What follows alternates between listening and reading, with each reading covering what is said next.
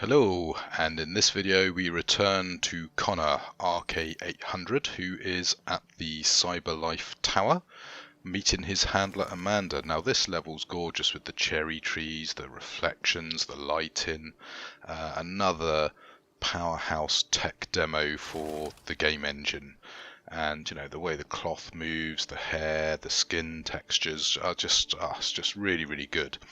Now, Amanda is a real person who helped found Cyberlife, but I'm not sure if this particular meeting is with a real person or a sort of virtual construction, and that's something that when you play the game you'll kind of want to look at and see for yourself whether you think this is a real encounter or a virtual one. Anyway, Amanda's job is to try and hold Connor to account, make sure he's staying on mission for Cyberlife, grills him over what he's done well and what he's done badly, and of course you can choose how to answer her. Do you want to keep her on your side? Do you want to antagonize her? Now, one of the dangers is, because you are an android, you are replaceable. So I guess if you provoke her enough, then you might well cause trouble for yourself. And I'm not sure, but I've got a feeling potentially some of the dialogue choices you have in this section might impact dialogue options in other sections. Now, the way to check that would be on the timeline to look for these little yellow padlocks.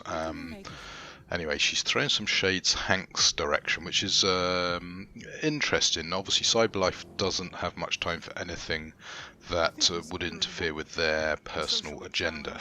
And yeah, Cyberlife doesn't come across in this game as being a particularly good corporation. And yeah, if you kind of slag him off a bit, then Amanda's quite pleased with this. So anyway, we have to tread carefully with Amanda. But once we're done with Amanda, we'll move on to our actual main mission for Connor, which is to liaise with the Detroit police and work the deviancy case. And yeah, Amanda's really keen for Connor to get the job done ASAP, because obviously Cyberlife's coming under a lot of pressure with the increase in deviancy problem. And you know, we're hearing some interesting facts about Connor via Amanda here, about how he's an advanced prototype. So that's really good to know that, you know, Connor has his own special features specifically to kind of police Cyberlife's androids' problems. So anyway, here you go, we're syncing up and now move into the police station, which is a nice place, you know, lots of cops, lots of androids, and of course our classic grumpy police captain, who we will meet shortly. So after syncing up with this android, we gain access to the police station, and you'll notice some nice little details in the background in here.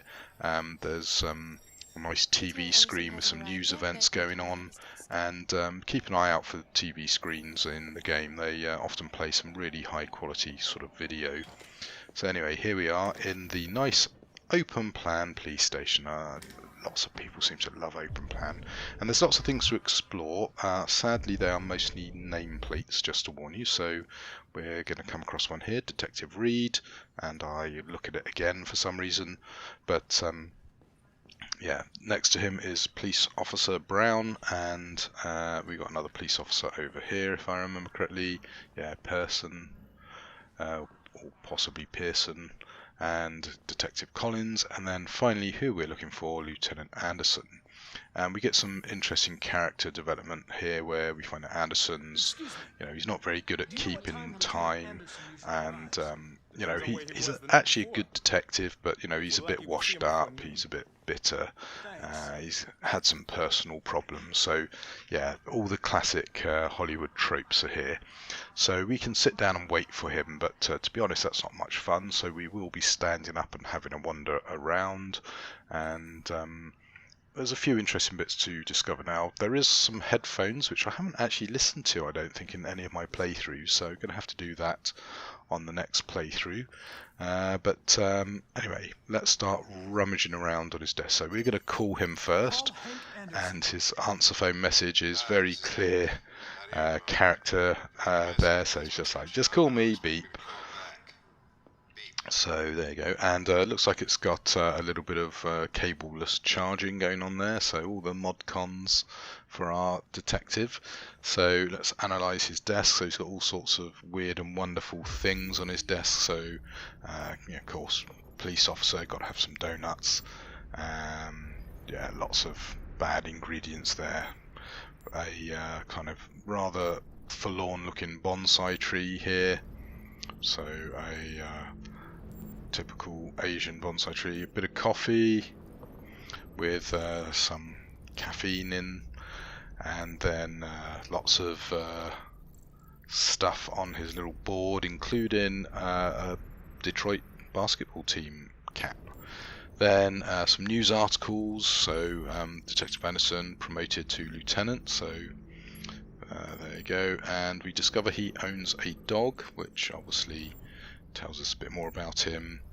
He's got some matches, which I'm not sure what the significance of that is particularly.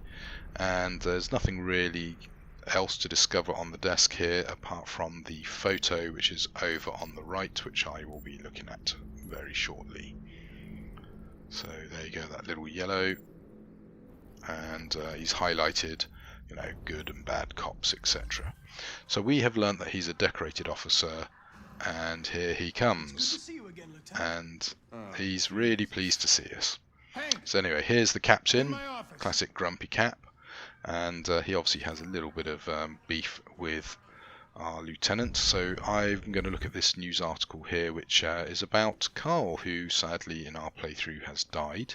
That doesn't have to always be the case. And a little bit of info about him there, and then a little bit more info about the Russia and America kind of standoff which is going on in the game background, which are leading to fears of global war, etc.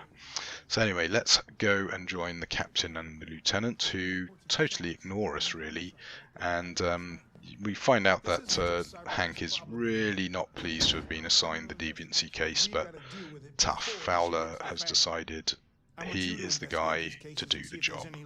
Why me? Why do I gotta be the one to deal with this shit?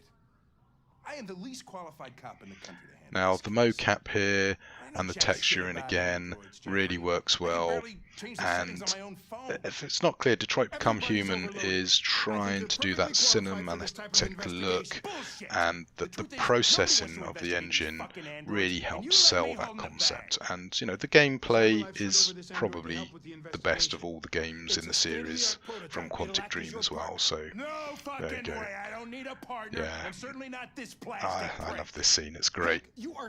Anyway, we eventually are going to have to go and try and shut up Hank, and hopefully move on to the next scene with Hank liking us, but that's not likely to happen, because he really doesn't like androids, and we're not sure why.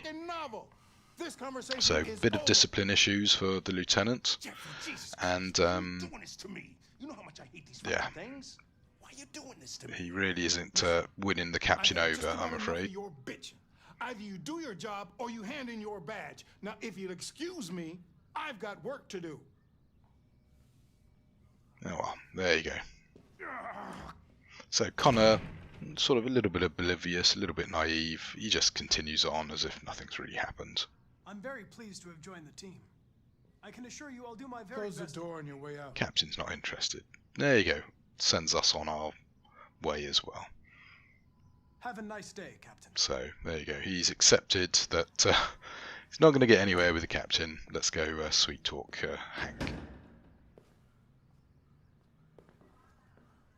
Oh, go see the Deviant. Well, yes, I probably should have done that.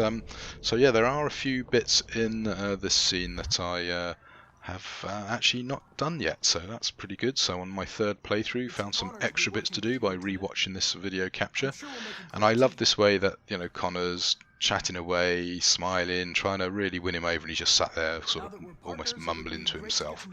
Not a happy chappy. I mean, look at that camera angle, that's really good. So anyway, we're going to try and get ourselves a desk in a second, and we then have the chance to analyse some case files and keep an eye on some of the faces that pop up on screen. They're people we've either met or we will be meeting later on. So no one's using that one. There you go. Let's sit down on this desk that's miles away, right next door. So we've checked on Hank. As I say, go see the Deviant. I'm definitely going to have to do that next playthrough. So at this point you can either choose to ignore Hank and just well, actually no, that comes up in a couple of dialogue choices.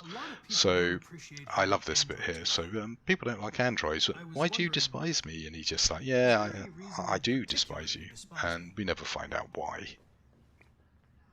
Yeah, there is one.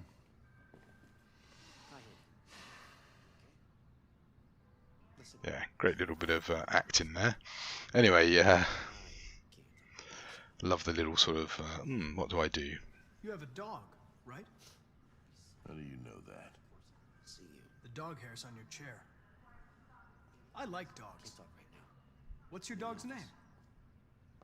What's it to you? Sumo. Anyway, I call her Sumo. there you go.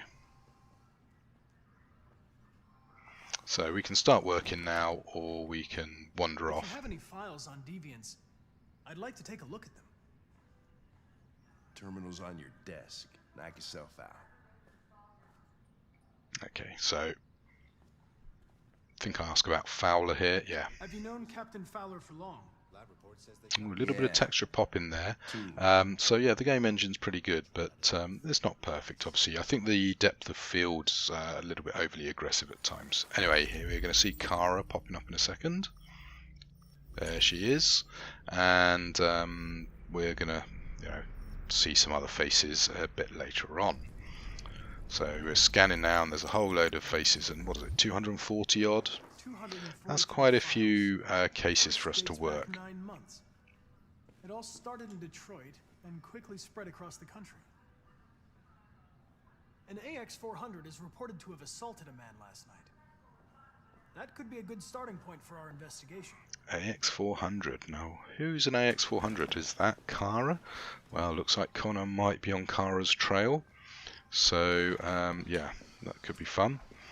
Anyway, yeah, we're trying to persuade Hank to come and work with us, and he really doesn't want to.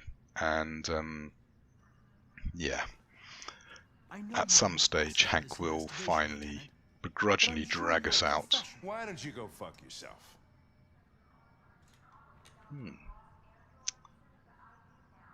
Okay, well, resign the mission's tempting, but let's try and force the issue here. I've been assigned this mission, Lieutenant. I didn't come here to wait until you feel like working. Don't think Hank's so pleased with that particular response. Listen, asshole. If it was up to me, I'd throw the lot of you in a dumpster and set a match to it. So stop pissing me off.